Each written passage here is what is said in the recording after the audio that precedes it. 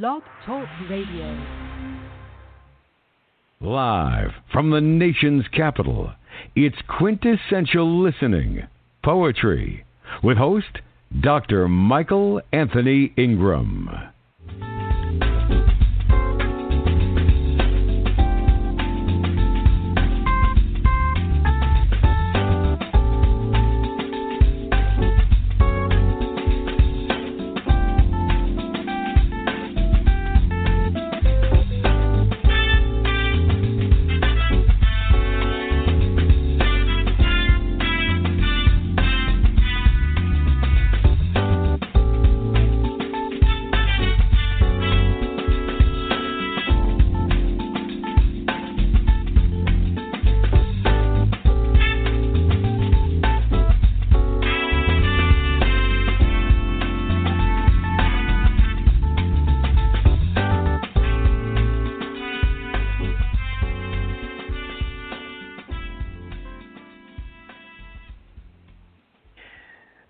What is the is of what is, isn't it?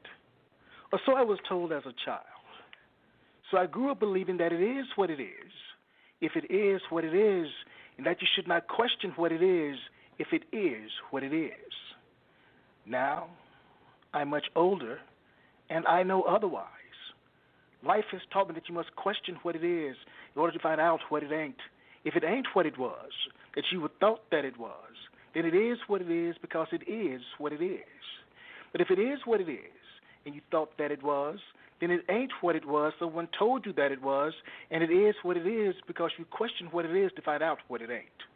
So always remember to question what it is, because it is what it is until you find out that it ain't. And you'll never know what it ain't until you find out what it is. Good evening, everyone. My name is Michael Anthony Ingram, and welcome to Quintessential Listening Poetry. This is our second episode, and I'd like to welcome a very special guest. Oh, first of all, though, that particular piece of poetry can be found in my new book, When Cherry Blossoms Fall on Black Skin, which will be available at the end of September. All right.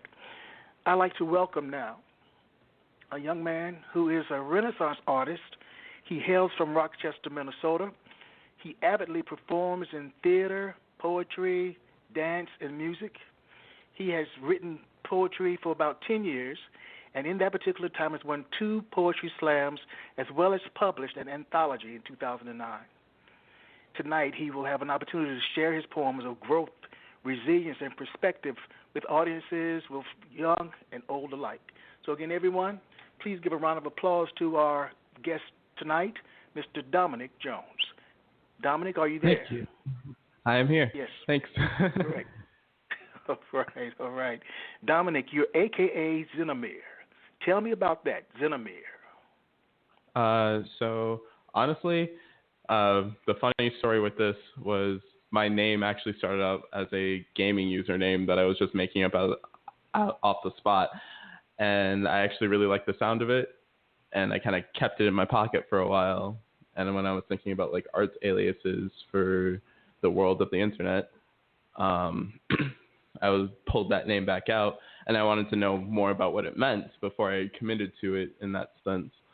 And when you look into it, Zen or Zine translates to strange or foreign, and Mer goes into is actually Hebrew, I found out, for one who shines. So putting the name together is strange one who shines.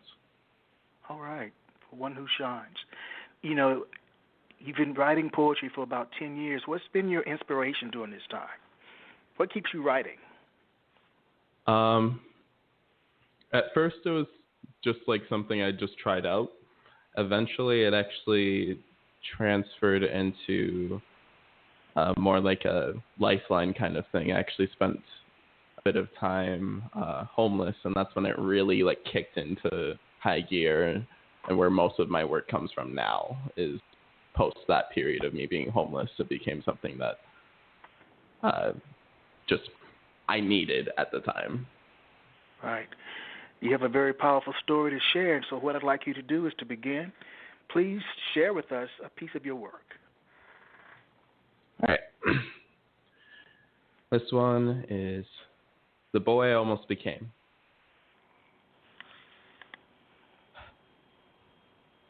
I met this boy once.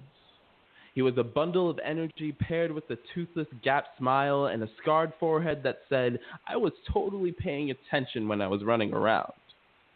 He tells me as though he was telling the whole world a secret. He has a friend who is just like him. They dressed the same, played the same games, and often found themselves getting chased by times because they were running too fast for it to keep up. And this boy would take many trips along the road of my memory. Each time he makes a scheduled pit stop where he drops off the stories of how he and his friend picked up a game of basketball, or got in with a real cool group of friends, or learned a set of really cool jokes which prompted the first lesson to roast. And I remember my questions that arose like speed bumps trying to slow him down. I asked him, with all this you and your friend business, have you been doing anything for the you and yourself business? And he left that moment with a smile, but came back with a look so somber, I could tell how vacant his heart was. And this boy wanted to express the softer parts of him, and he didn't need words to tell me that his friends didn't agree. Words left his mouth like, guys like us don't do that. Why would you wear clothes like that? Why do you talk like this? Boy left without any happiness in his stride, wandering on a not-so-worn path he thought he knew. This boy was a bird wanting to be free in the woods of identity because I knew he wasn't finding melanin as a comfortable place to reside.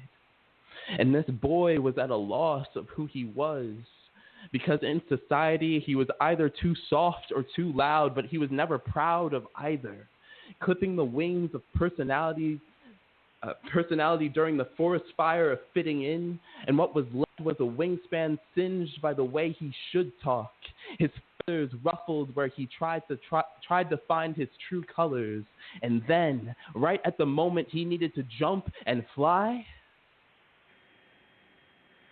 landed an ashen grave of the boy he wanted to be. And this boy was mourning the loss of himself. And what he didn't know was amongst those ashes was burning feathers paired with a beating heart, poised and ready to fly. The boy I almost became. Wow. Tell me more about that particular piece of poetry. What inspired you to write it?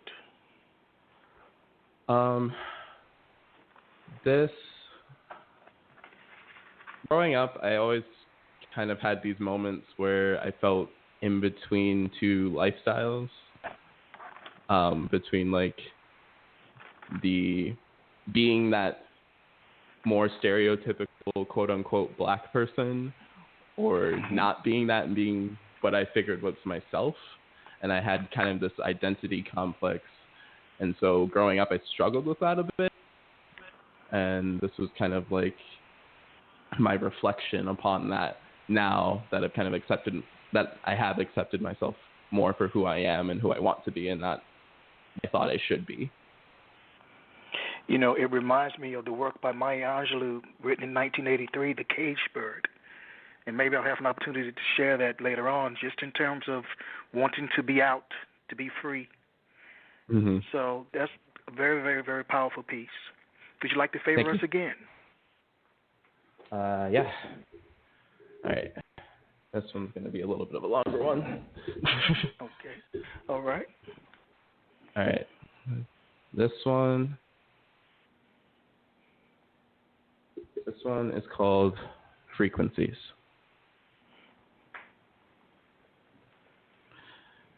When I was younger, I remember spending a majority of my time stepping into the homes of other families because the so-called home for me didn't fit quite right for me. I was impoverished, but you couldn't tell by the clothes I wore by comparing the list of electronics and games that I had to the list of electronics and games that I wanted. And even though there was often times where it was tedious to get a meal in my stomach, it wasn't that haunted me.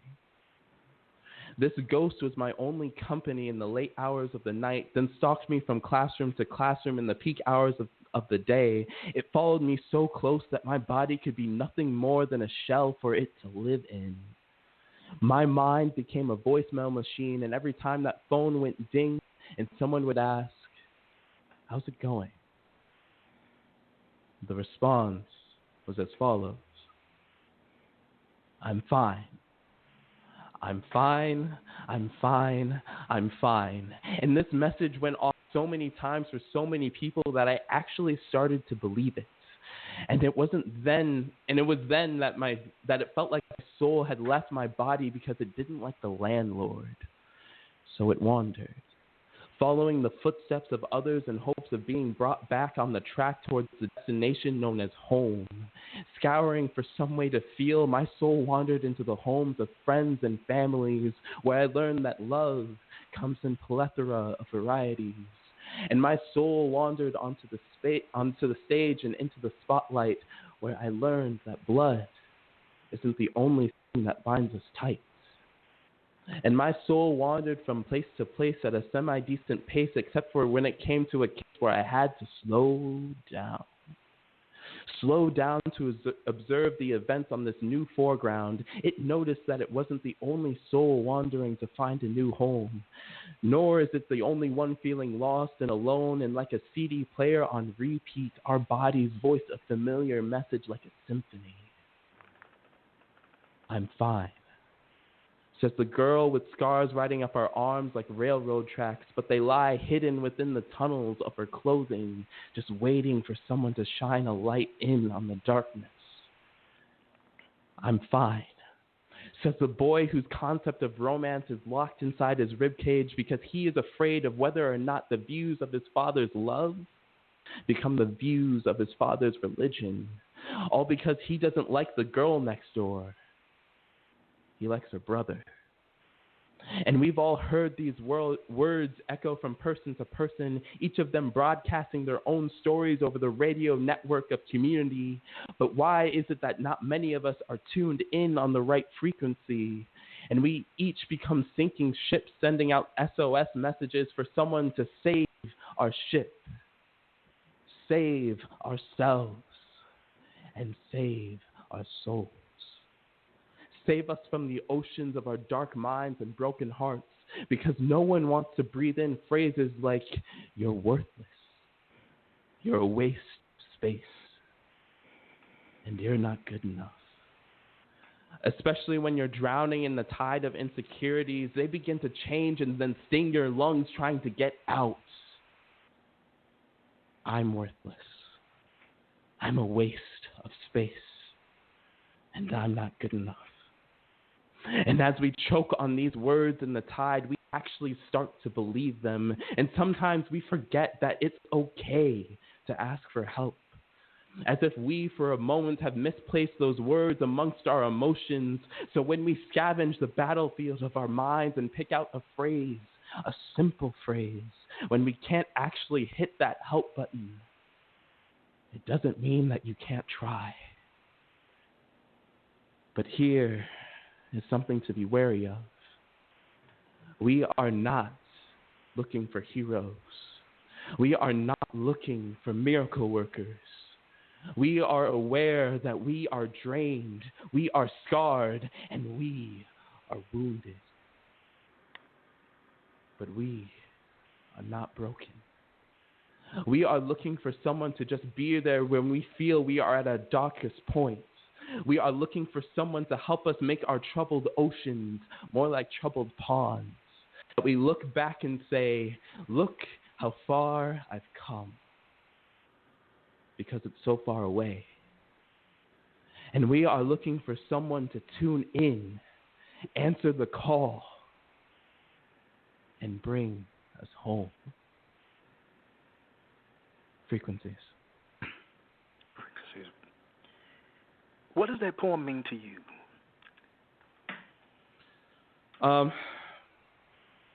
It's a kind of a two-part thing.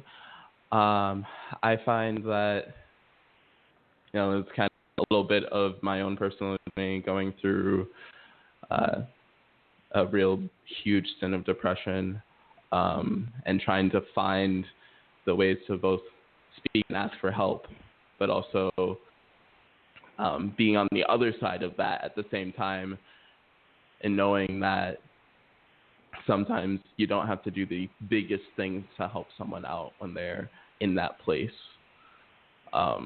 Just need a guiding light sometimes. So that's kind of how I think about it. And that guiding light can come from really anywhere.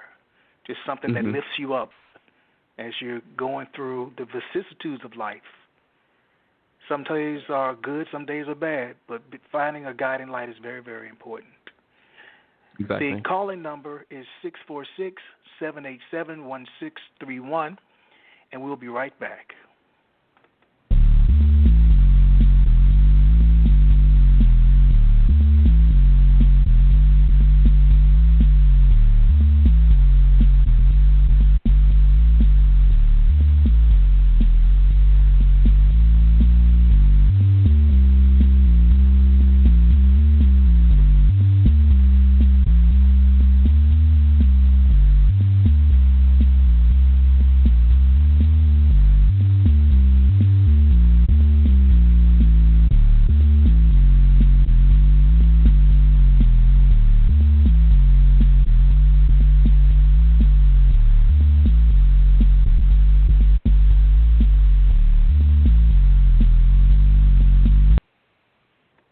Back. My name is Michael Anthony Ingram. We are back now. My name is Michael Anthony Ingram. I'd like to welcome you to Quintessential Listening Poetry. We're here tonight with Dominique Jones, a.k.a. Xenamir. He's an incredible young artist, and we will continue with this journey. What I'd like to do first, though, is to recite that piece that I shared, that I talked about in terms of Maya Angelou's work, The Caged Bird, because I think it fits in perfectly with the message that you are attempting to share with everyone. The Caged Bird. Sounds good. The free bird leaps on the back of the wind and floats downstream till the currents end and dips his wings in the orange sun rays and dares to claim the sky. But a bird that stalks down his narrow cage can seldom see through his bars of rage. His wings are clipped and his feet are tied, so he opens his throat to sing. The caged bird sings with fearful trill of things unknown but longed for still, and his tune is heard on distant hill, for the caged bird sings of freedom.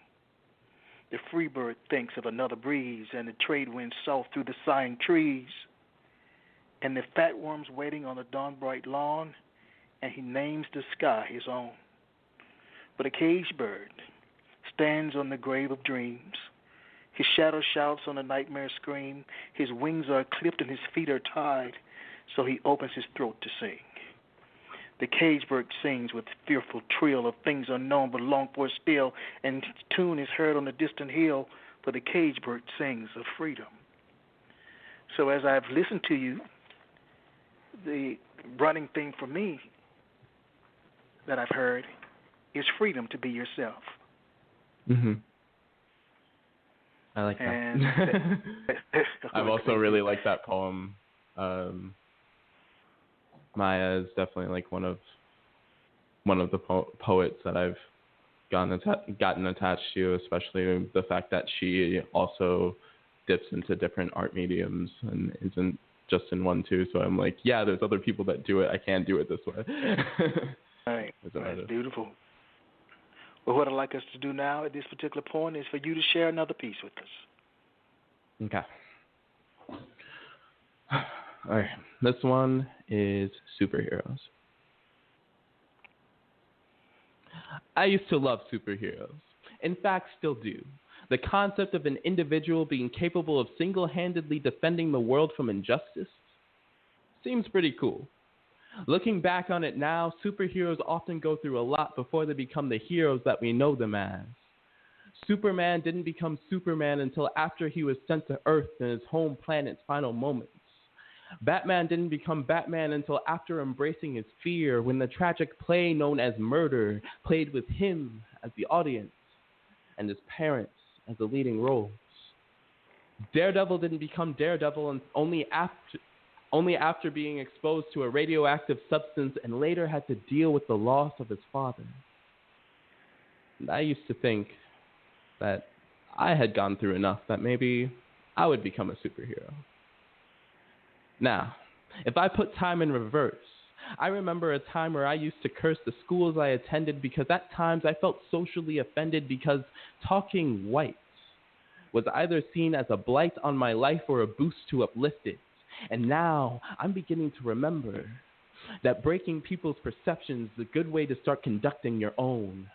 And if I were to rewind to a time where I lacked conviction and I thought my reality was just another case of sleeping fiction since I had lost my home, my love, and my dearest friend.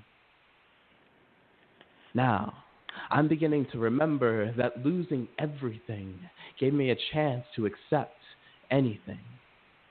And after 22 years of living, I have been mentally and emotionally altered by chemical concoctions of hateful words and tough love that it filled me with a negative charge, and I began isolating myself from the positive aspects of my life so much so that at the age of 12, I made use of my newfound power of invisibility. And after 23 years of living, I have been physically augmented so much so that if it came down to fight or flight, I would run faster than most and would be at least able to hold my own in case things got worse. And after 23 years of living, I'm beginning to remember to remain calm, humble, and generous. Misunderstanding my dad and stepmom when there was a lesson to be learned, I'm beginning to remember the teachers, mentors, and friends who pushed me to create, imbue, enlighten, and invigorate through the power of art and touching someone's heart. And I'm beginning to remember that friends who put their disparity aside just long enough not to only tell me but show me that if life throws you into the water with an anchor around your ankle, as long as your heart still beats, you always refuse to sink. And I am beginning to remember that superheroes often go through a lot before they become the heroes that we know them as. And you don't have to be super to be a hero. Thank you. Another very powerful piece, Dominic. Thank you. So when I'm listening, I'm wondering, who am I listening to? Am I listening to Dominique Jones or am I listening to Zenomir? Which one? That's a good question. I guess I never really thought about that. I feel like all in all, you are listening to Dominique. Okay. Zenomir might be a veil. It's there. Okay. Yeah. But I want the authenticity to be what's heard. I want the rawness of that when I perform in any sense, really. And I feel that I was saying this to someone the other day when I was actually talking with them, that I look for not necessarily me to be heard, but my words to be heard. Mm. And what is the qualitative difference? Like, I feel I don't really look for moments where yeah, I'm going to go up here and talk. It's more like I'm going to share these thoughts with you.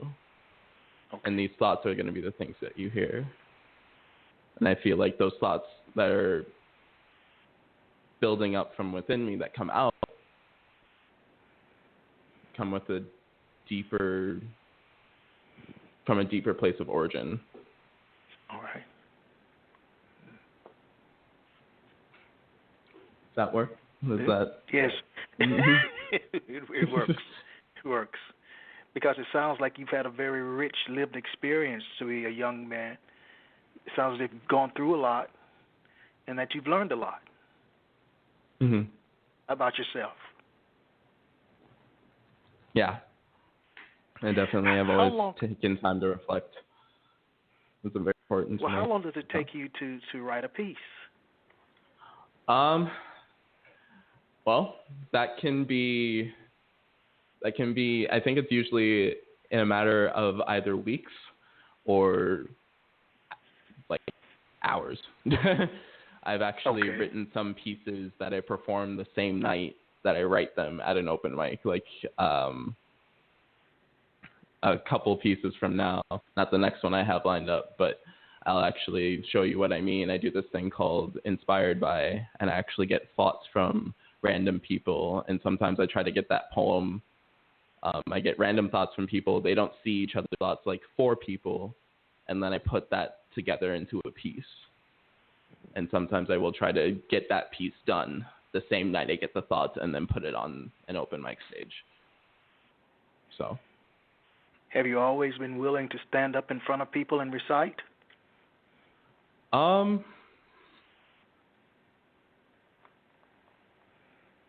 It's at first I was like, I don't know, and I'm still a little bit like that, but not nearly as much as I used to be.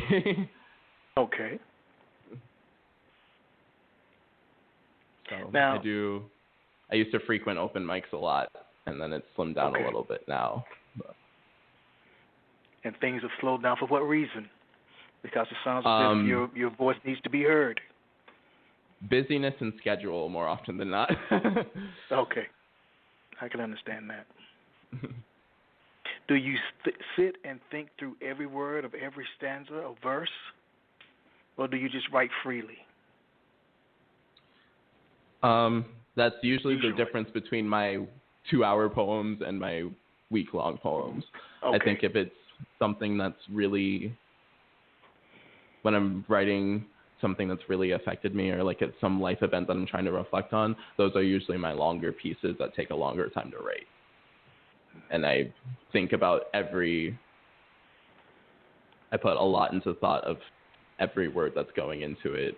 And then my shorter pieces, I do still have the same effect, but I feel like it comes out more freely than when I'm trying to work on those heavier set pieces for me.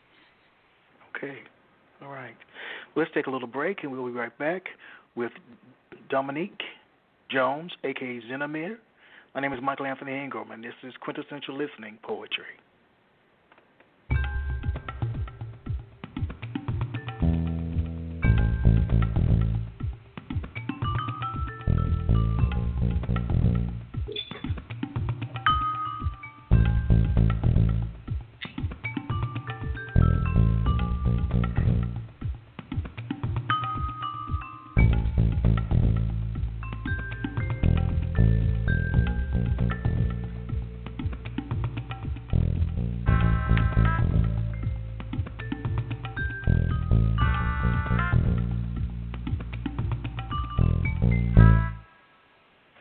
All right, we are back. Dominic, do you have another one for us? Yep.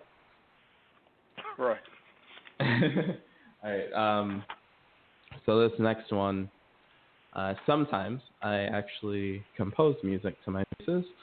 It's been something that I've been trying to work on a little bit more, and I'm going to do one of those for you. It is called What Can You Say?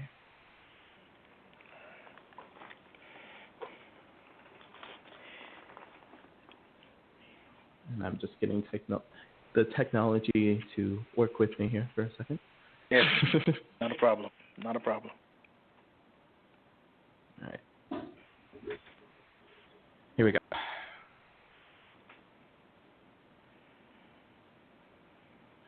Did you know there may be roughly 1,025,109.8 words in the English language and counting? Adding an additional word to the world of language about every 98 minutes. And if you're looking for a translation, that is every hour and 38 minutes. If you're looking for a sense of equivalence, that is 14.7 words every day. Now, while I sit here crunching numbers as though I were in math class, other minds might be caught trying to get past why.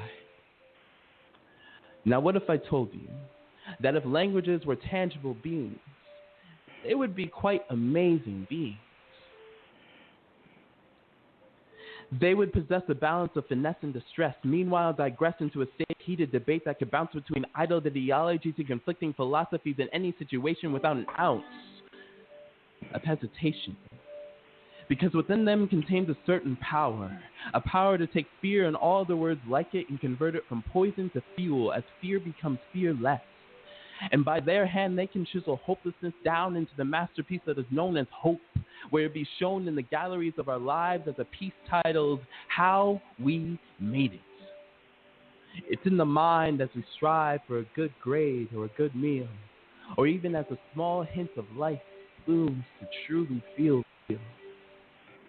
Now, if languages were like human beings, they would be able to smooth talk their way from one heart to another, orchestrating our sweet spots played on our heartstrings to have the swoon over the luscious fantasy that is known as love. Now, if you hadn't noticed, this concept has us dancing along the lines of perfection. So with further inspection, let's make the necessary correction. We are not made from language, but our lives do dive into the sea of 1,025,109.8 and counting. We retain what sticks to us, whether it's words of time and what to do as it passes, of experiences and where it brings you. And as the words flow rapidly through the body, we go through endeavors where all the words we know are tested. It's in the moments where fear swells to make the heart pace and blood pace like cars on a highway, when hope is a bitter and rare resource, when love is embodied within those you love, and when all the words in your repertoire dwindle down to zero. What can you say? What can you say when your loved one looks you in the eyes to find the answer of how much you love them? It's then that you find out love is worth more than words. What can you say when a saved dog flinches the moment you have a broom in a hand as a way to say, don't hurt me? What can you say when a family broken by ill health and ill living looks to you asking you, can you fix this? And when you look to the world and ask, can these problems stop? And with so many words, we sometimes don't know what to do when the cat has our silence is the only eruption that can be sensed. So promise me, when you're faced with those tests and those words don't come, you do anything but walk away. And that was what Ken said. Why music with that particular piece?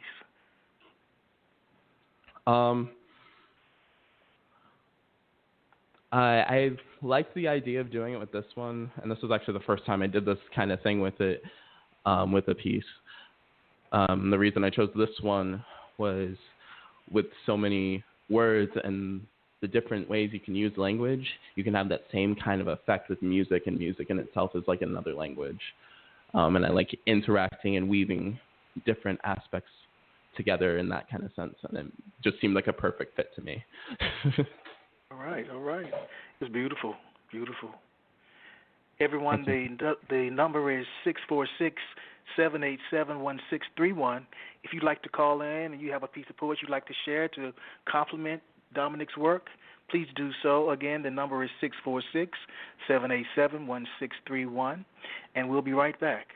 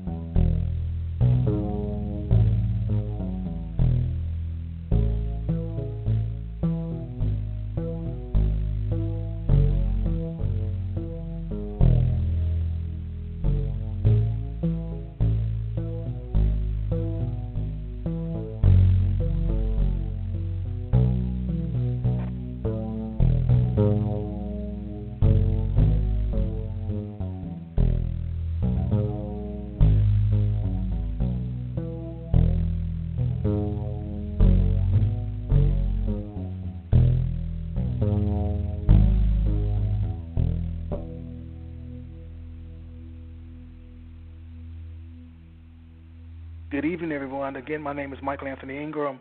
I'm here with Dominique Jones, a.k.a. Zenamir.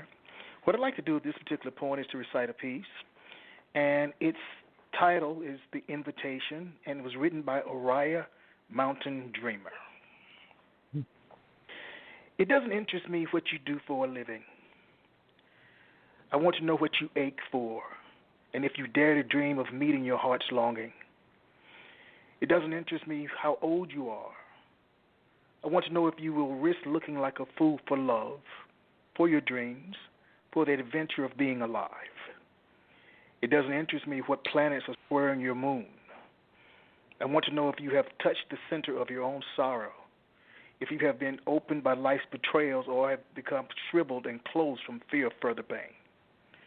I want to know if you can sit with pain, mine or your own, without moving or to hide it or fade it or fix it. I want to know if you can be with joy, mine or your own, if you can dance with wildness and let the ecstasy fill you to the tips of your fingers and toes without cautioning us to be careful, be realistic, remember the limitations of being human. It doesn't interest me if the story you are telling me is true.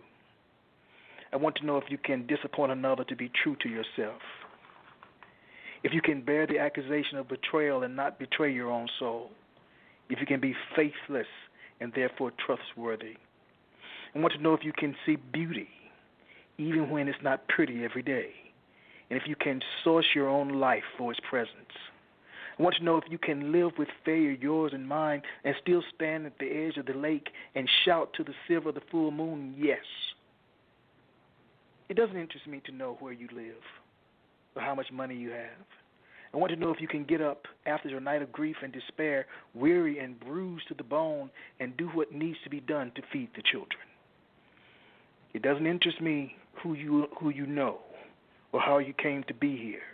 I want to know if you can stand in the center of the fire with me and not shrink back. It doesn't interest me where or what or with whom you have studied. I want to know what sustains you from the inside when all else fails. I want to know if you can be alone with yourself and if you truly like the company you keep in the private moments. That was the invitation by Oriah Mountain Dreamer. I like that one. I really like that one. All right. Especially just talking the beauty of being human and the things that can come about that. Right. That's very important to be able to live with yourself, to settle inside yourself, to find out who you really are. And that's difficult at times. Oh, yeah. Who really has the time to focus on themselves to that degree? But if you're able to harness that kind of energy, it'll give you a better understanding of what your purpose is. Mm-hmm. What is your core? What do you truly believe about the world? So, Dominic, I'm going to turn it back over to you. And another poem. All right. So as I was mentioning a little bit earlier, I do this inspired by a series where I gather thoughts from people, and this is one of those pieces. Okay. So I think it's interesting. I'll read off the thoughts so you can get the context of the piece too, at least a little bit. Okay. All right. So, thought 1, that counts. Thought 2, eliminate the impossible. Whatever remains, however improbable, must be truth. 3, when put on the spot, thinking a thought is not easy. It's not. 4, here's my 2 cents, a penny for your thoughts.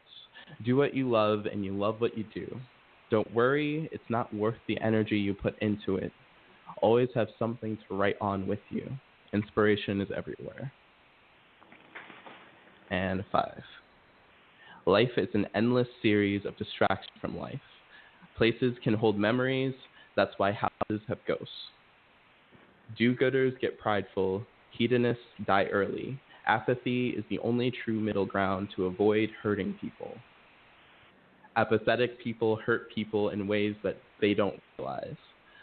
And if they don't realize it when it wasn't observed, isn't life, the universe, and everything what we ourselves observe? So that's the 5 thoughts I have for this piece. And this is inspired by number 7, Falling Into Tomorrow, which opens with a song bit that's not mine. It's actually from Counting Stars by One Republic. Lately I've been losing sleep, dreaming about the things that we could be. But baby, I've been playing hard. So no more counting dollars, we'll be counting stars. Yeah, we'll be counting stars. Second sheet, times games over, popped over on the screen, or posts that have been swiped by like clouds across the sky at night. Our insomniatic plights have made us aware of so many distractions. So many reasons we try to stretch out the net of today just a little further to catch every ounce of instant gratification until we fall through into tomorrow. And this age of now, we somehow know how to find like-minded communities, videos, and posts where at most teach us how to perpetuate who we already are. As if expanding who we are is a concept so far out of reach that we simplify it down from who we are and who we wish to be to who we are and what we want. And how we want to taunt our core that has been trying to explore the reasons their friend time hasn't come knocking on our door. So what will you do when your heart puts you on the spot when you've finally been caught killing time? Trapped inside the bedroom of consciousness long enough that you forget what the daylight of opportunity looks like. Screens eclipsing our dreams and blocking out our futures, where the light left cast is the reasons we take for granted. So no wonder we can't stand to look at it. And if you're not going to look, that's fine. But don't remain ignorant to its presence. For those who play blind to their own hearts, make room for 2 options.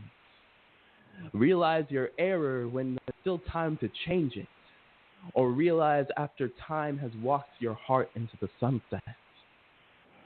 So if you find yourself looking for the leftover light before you fall into tomorrow, seize it with everything you have. Take notes from everyone you meet, from the apathetic to the overly apologetic. Do not limit yourself to opportunity. And when you do go into tomorrow, don't just fall. Don't bother taking an elevator. Take the stairs to show yourself you're taking the time to savor each moment, and exerting the effort is the key to turning the ignition to really owning it. And if the world is what we observe, why not try to capture as much of it as we can? Falling Into Tomorrow.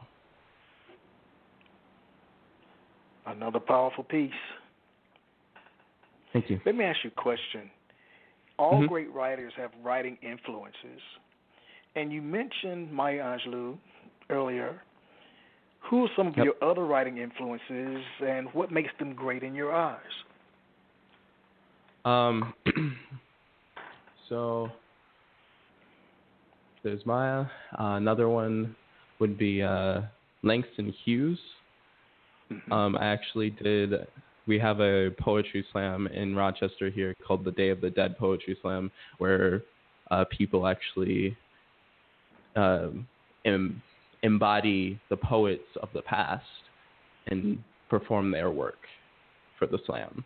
And so my first year of doing it, or second year of doing it, and that was one of the slams I won, was actually Langston Hughes.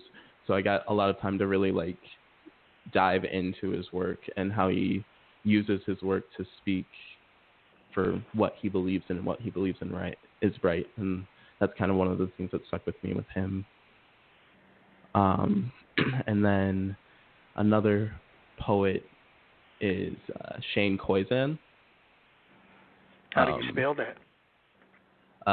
Koizan is spelled KoyCzan. All right. Thank you. Believe I got that right. I kind of need to see it. Okay. All right. But I stumbled into his work actually in the midst of, I think it was either like right before the homeless stint or right as it happened.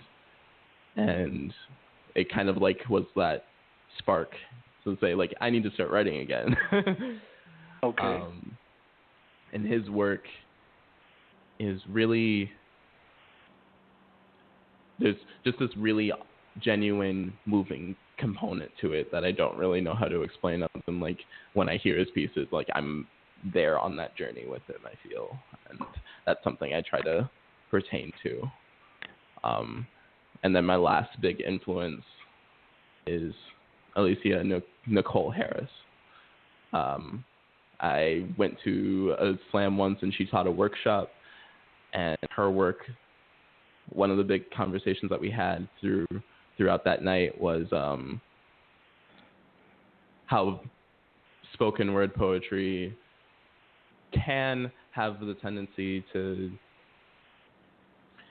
have a certain shape to it, and it's a lot more difficult to find like it shifted in a positive light.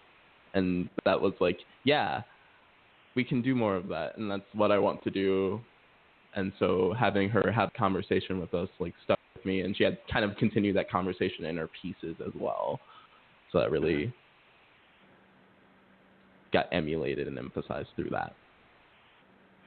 Now, in your biographical sketch, I stated that you've written an anthology. How would I find it? Where would I find it? I have a piece in an anthology. Okay. Okay. It is. Well, where would I find it? Yeah, I just want to elaborate on that part, but it is called Celebration of Poets. It was the 2009 anthology,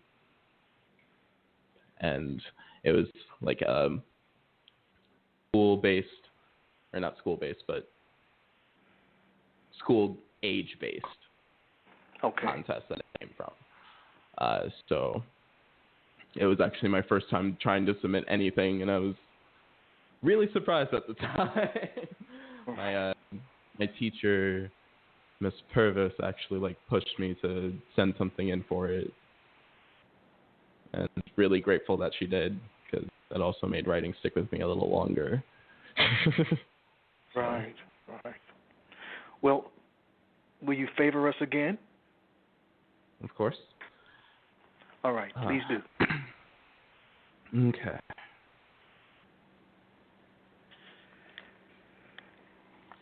We'll do this. All right. I could take a quick commercial break and come right back.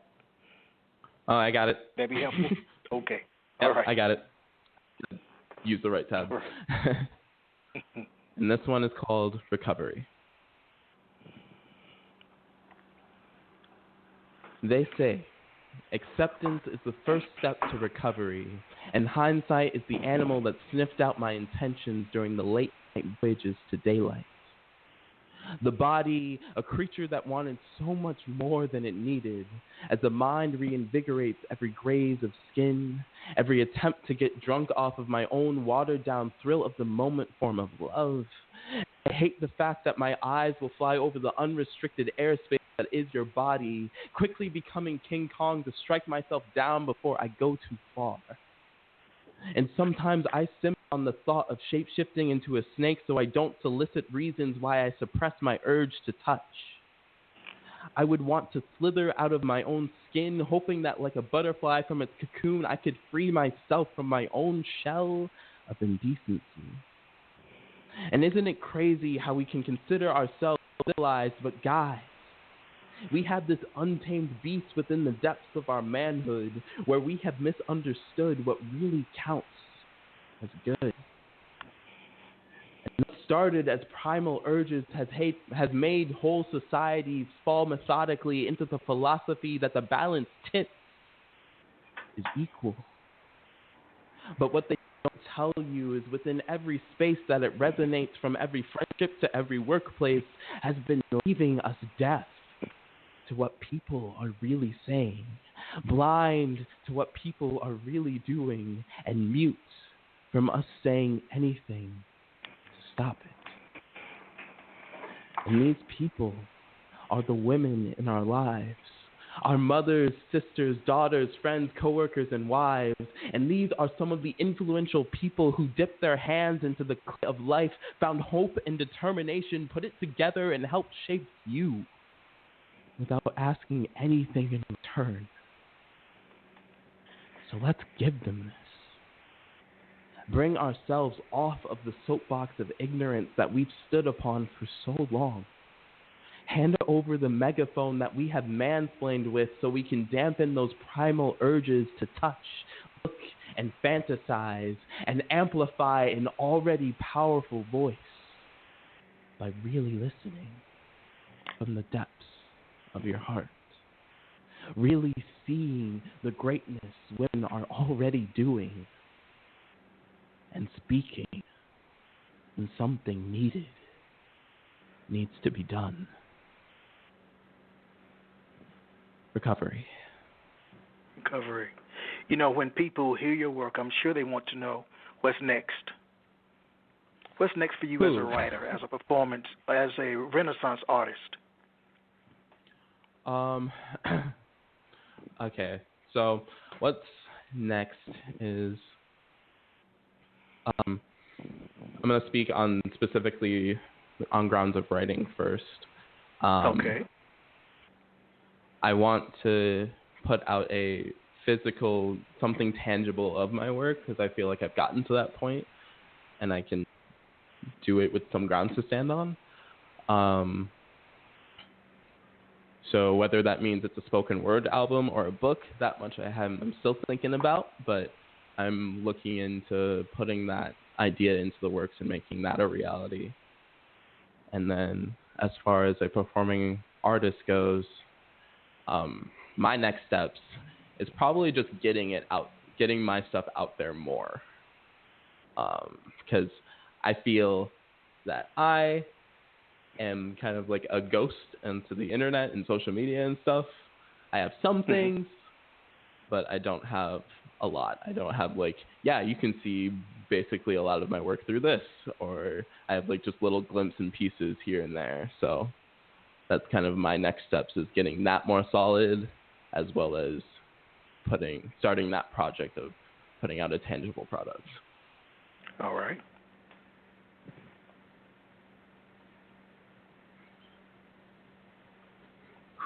I did find some of your work on SoundCloud. Mm-hmm. So that's the place where people could go to. Yeah, that is one spot that you can look for some of the pieces. I also have a YouTube channel that has some things. Has my other poem that I composed with music underneath, as well as a couple other pieces. But like I said, it's not much yet, so I want to change that. I want to put more things out there so more things can be referenced and found later. But those are the two spaces. You're extremely talented, and the world does need to hear your voice. And so I recommend really appreciate it. putting out as much as you can, putting out as much quality work as you can, so that people know that you're out there. We're going to take a little break, and we'll be right back.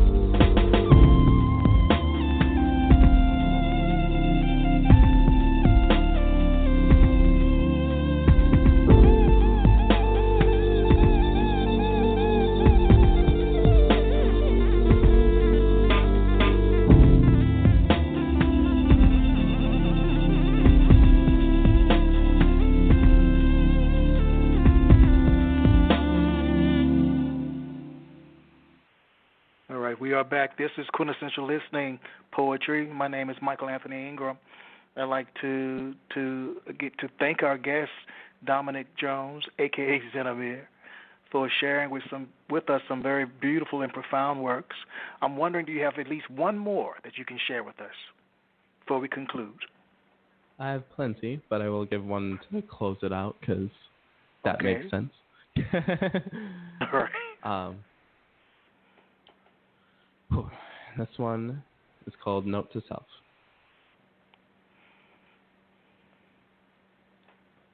Hey you. It's me. Also known as you. No, not me from the past you, nor am I far enough ahead to be future you. I am just simply me. Which is just simply you. Which is asking one simple task. Wake up. And by wake up, I mean more than just getting out of bed. I mean kicking the Sandman away from your head because it is time you realize what his spell is doing to you.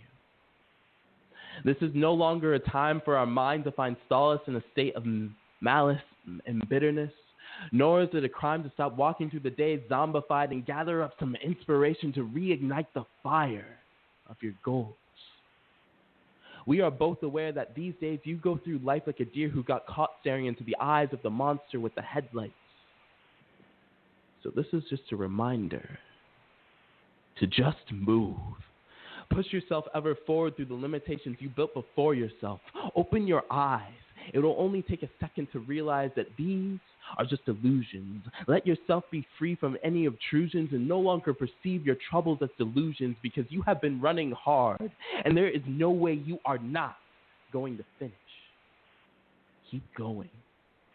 Keep going even when your heart is exhausted and you find yourself carrying a warning label saying, "This heart breaks others."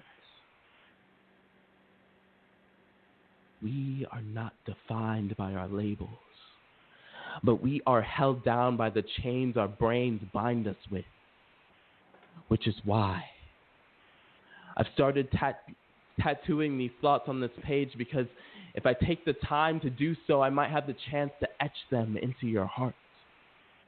We often tear ourselves down but forget to pick ourselves up. We often want to do so much for the world and yet forget to include ourselves in it. Which is why I want you to soar. Soar as if gravity were an entity that evaporated from existence. Let confidence convince consistence in this instance to wake up, open your eyes, and rise over the state of defeat, because this story is not complete. It's just getting started. There's so much intended for you, so much for your voice to inspire. You are just getting started. And if you think you can't get where you want to be, think again. Sincerely yours, the one and only, lovely you. Thank you. That was Note to Self. Thank you so much for having me. Oh, yes, you're more than welcome. I'd like again to thank you for being the guest tonight on Quintessential Listening Poetry. It was a truly phenomenal hour. I learned so much from you, just in terms of your talent and your ability to recite, to be you, to be honest, to be in integrity. So again, I'd like to thank you. I'd like to thank our listening audience. Please join us. Thank you so much. Yes. Please tune in the next time for another episode of Quintessential Listening Poetry. Thank you very much. Good night, everyone.